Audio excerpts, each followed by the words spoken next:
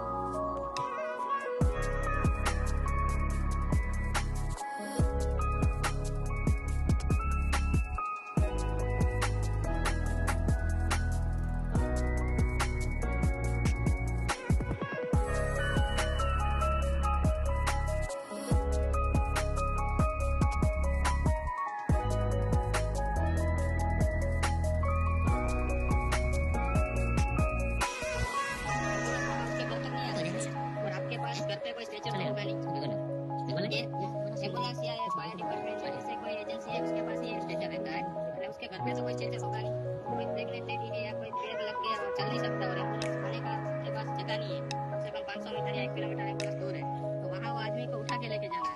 उससे बेटर है हमें एक जुगाड़ से एक स्ट्रेचर बनाते हैं। तो वो देखो आप ये